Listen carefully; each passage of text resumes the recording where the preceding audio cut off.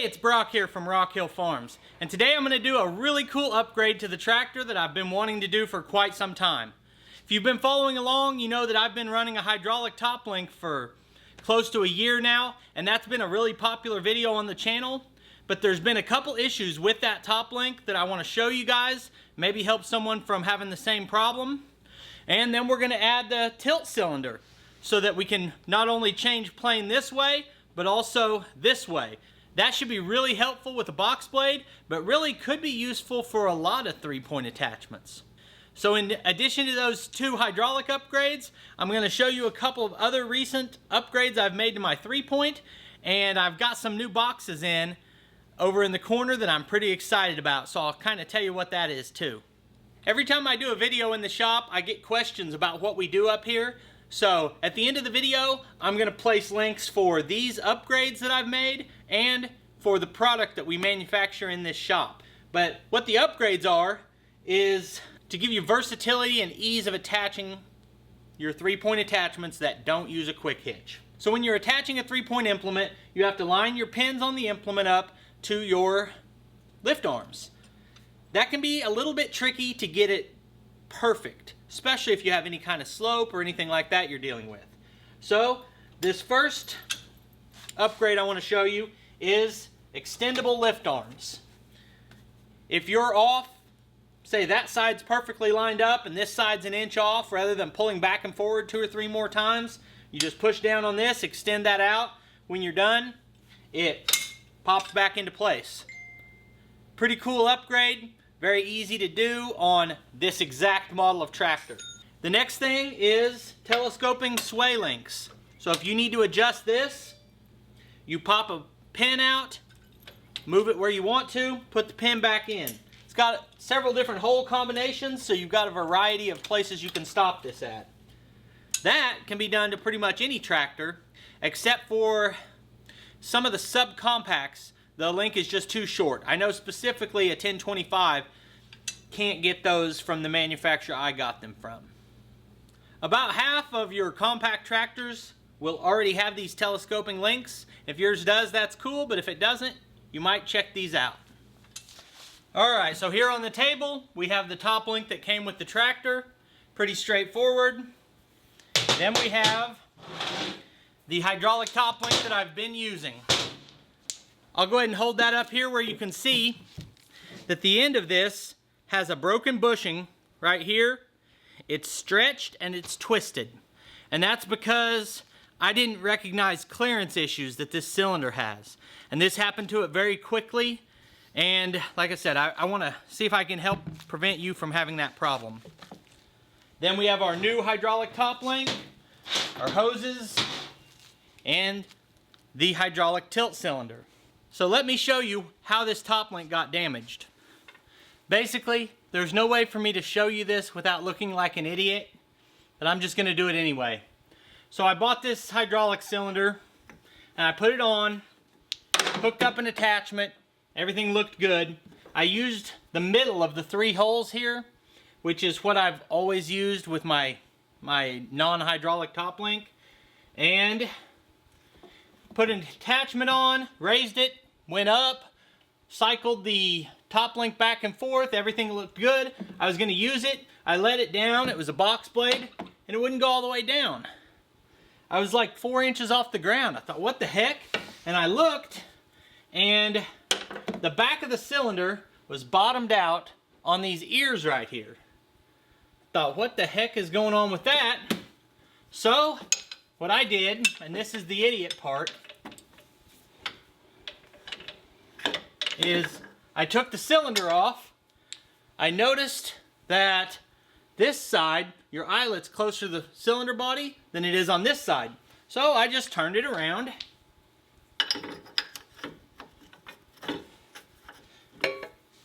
Put it like that, hooked up the hoses, and just started using it. I noticed that every once in a while, if I fully retracted my cylinder, I would hear kind of a weird squealing noise, and I didn't understand what that was. But I just went on and didn't worry about it too much. So I used it that way a couple weeks, and then one day I heard that squealing noise. I said, something's not right. Let me go see what's going on. And I'm getting ready to show you what was happening, but first let me show you what I should have done. All I had to do with this cylinder is lower it down to that bottom hole. Now, in the bottom hole, you have full range of motion. Such a small thing ended up costing me this new cylinder being damaged. Let's go back over here real quick. There are 3 boxes at the end of the table I'm pretty excited about. Those are from Conder's water solution, and they are part of my new aeration system that I'm really excited to get installed and show you down at the pond the effect that aeration can have on cleaning up a dirty or old pond. But if you haven't already guessed it, that noise that I was getting was this same frame where it's very close to this eye was bottoming out on my quick hitch. It made indentions on the quick hitch and it stretched this eyelet out. So that's how to ruin a hydraulic cylinder 101. Now this cylinder I got for the same price as that one, but it came with the hydraulic hoses. So that's a big cost saver. And there is about an extra inch of gap between here and the body of the cylinder. So I should be able to put this in any of those 3 holes, meaning I can use it in whichever way it's best suited to be used. Now, I'll tell you another mistake I made in that video.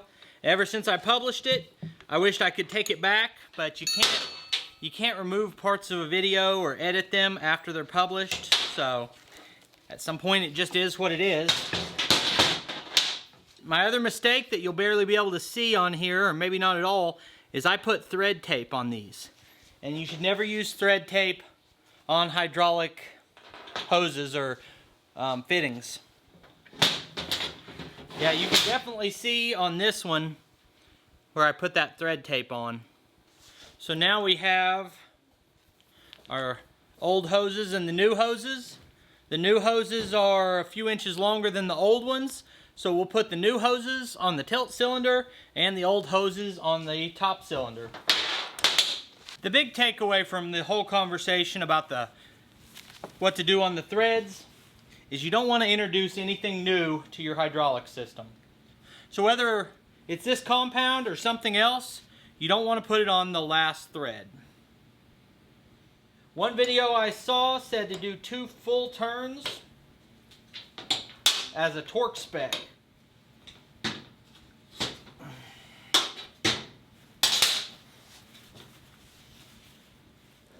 So I've got these hoses on. Let's go ahead and put this cylinder on, then we'll start on the tilt cylinder. I could start by putting this in this bottom hole like I found out I needed to do on the last one, but let's just find out if this one works in that middle slot that I normally use.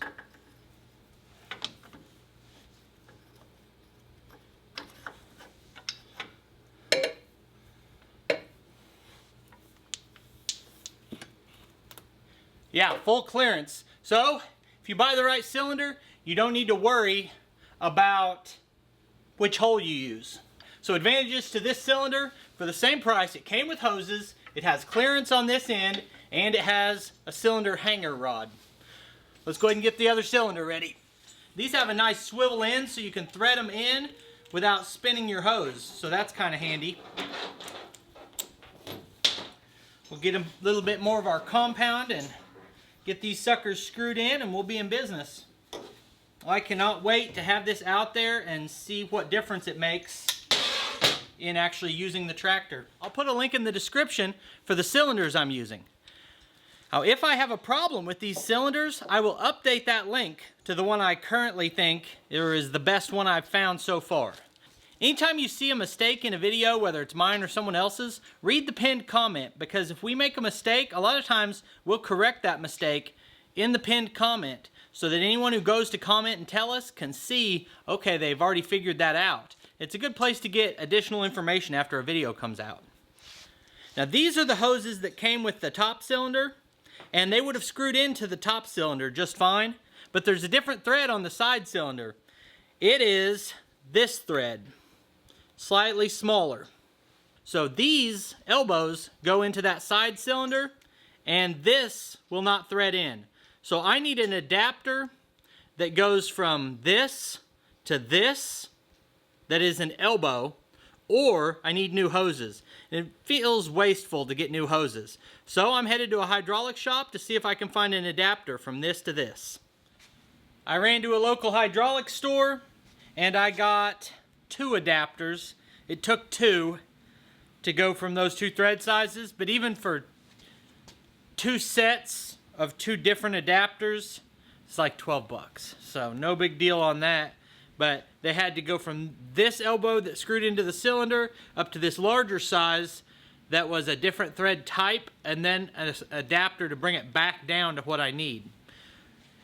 The guy at the hydraulic shop said I don't need any thread sealant at all.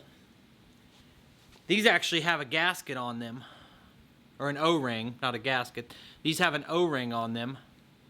So I'll go ahead and get this put together, and let's get outside and operate this sucker. When I received the hose, it had these 2 brass washers on one side of this ball, and you're supposed to have one on each side. So make sure you relocate one of those to the other side. That kind of acts as a seal when you thread it in. So in this video, if you look at what I used as step 1, I've kind of skipped a couple things that would be step 0. So the first thing you actually have to do, well, the very first thing you have to do is make sure your tractor has the hydraulics to add a top and tilt. You need additional hydraulic outputs on the back of the tractor, usually referred to as dual rear remotes. If you don't have those, you'll have to add them or figure out a way to route your functions from the front to the rear.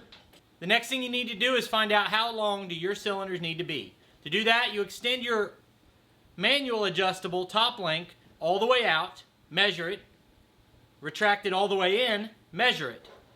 That gives you a ballpark of the range you need. Now, you don't need it to get as short as extended all the way in, but you need to take some measurements of your existing hardware and see what they need to be. Because the cylinders that I'm showing you right now will work on my John Deere 2038R. If you have a Coyote, you might need a longer cylinder or a shorter cylinder or who knows what. So the important thing is just take those measurements before you order it. Now on the top link, I found a bunch of different lengths available. On this side link, this was about the only one I found, and of course I stopped looking when I found it, but it's got these 3 pins here. And there's probably less variation on a compact tractor between the length of this than there is the length of the top link. But you do have these 3 different pins here that give you 3 length options in one cylinder. When I say that I found these, I actually didn't find them at all. Farm on the Range YouTube channel found them, so take a minute and check his channel out. So on my tractor, this is going to be really easy to do. You're going to pull this linch pin at the top, slide this off the end, and then the bottom just has, I guess that'd be like a cotter pin. Terminology is not really my thing. I don't focus on it. I recognize the different types of pins, but I never know what they're called. So you just pop that pin out, and that's it. Alright, so I'm going to start with the second hole. Put the pin in there, slide it through, and once the pin's through, I'll just put this clip back in. Now that we have the bottom connected, I'll just lift this up over the pin again. I actually put a thin layer of grease on that whenever I took it off, and we're good to go. Now all we've got to do is plug these hoses in. Looks like I should have these swiveled this way, so I'll have to take this loose, swivel them, and tighten them back up. I've seen some people suggest taking your adjustable arm and putting it on this side. There certainly wouldn't be anything wrong with that. I'm going to wait and see if I have a reason to want to adjust this side. If you want an extreme angle and you want to take this one as far down as it'll go and then raise this one up, you've got that flexibility. You know, as I sit here and talk about it, I think I will go ahead and put that on real quick. It only takes a minute to swap them back and forth, And a cool benefit of doing all these upgrades is I now have backup parts for almost everything. I have lift arms and stabilizers and top link and side link, and if I break something, I'll have replacements.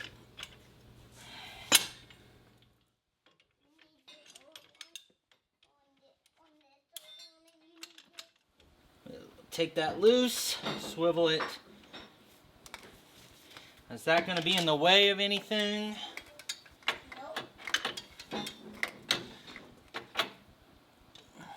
It's like about there is a good natural angle.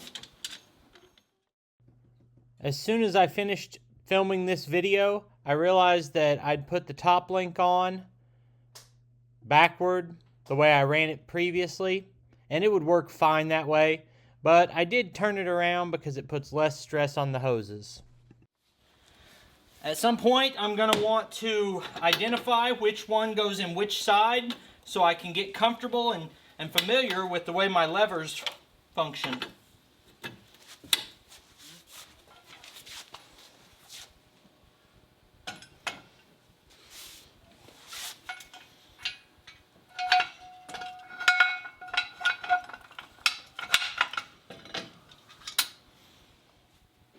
I think before I pick up the box blade and go all the way outside, I'm just going to make sure these are articulating the way they're supposed to.